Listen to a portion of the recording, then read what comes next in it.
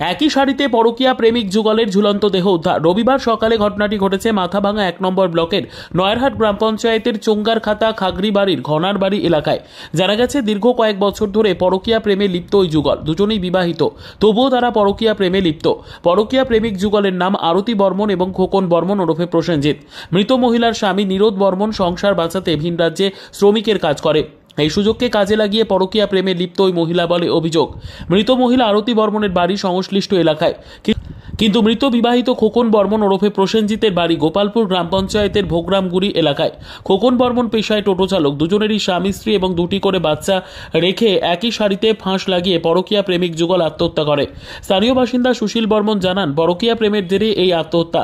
দীর্ঘদিন ধরে পরকীয়া প্রেমে লিপ্ত ওই যুগল। খবর পেয়ে ছুটে আসে নয়ারহাট ক্যাম্পের পুলিশ। ঝুলন্ত দেহ উদ্ধার করে ময়নাতদন্তের জন্য মর্গে পাঠায় পুলিশ। ঘটনার তদন্ত শুরু করেছে পুলিশ। ঘটনায় শোকের ছায়া এলাকা জুড়ে। এটা তো আজকে যে ঘটনা ঘটছে, এটা বড় একটা মর্মান্তিক ঘটনা। তো বিষয়টা আমি সকালবেলা ঘুম থেকে উঠে শুনলাম যে আমার পাড়ার একটা বউ এবং ওনার নাম আরতি, তিনি ইচ্চাউন্স এবং ইচ্চাউন্স বিএসএফ ক্যাম্প যে ছেলেটা, তার বাড়ি। তো এরা পাড়ার প্রতিবেশী 2-1 জন জানে এই ছেলেটার সঙ্গে একটা অবৈধ চলাফেরা, এবং এই বিষয় নিয়ে তার ফ্যামিলিগত ব্যাপার, তার ফ্যামিলি এ বিষয় নিয়ে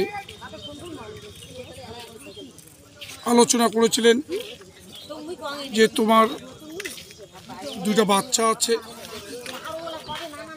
এবং ছেলেটারও বাড়ি থেকে আমি যেটা কিছুক্ষণ আগে শুনলাম, ওদের ছেলের বাবা মা এবং ওই ছেলের বউ বিষয়টা বাড়িতে ওদের সংসারে অশান্তি লেগেছিল, যে ওনারও 2টা বাচ্চা আছে।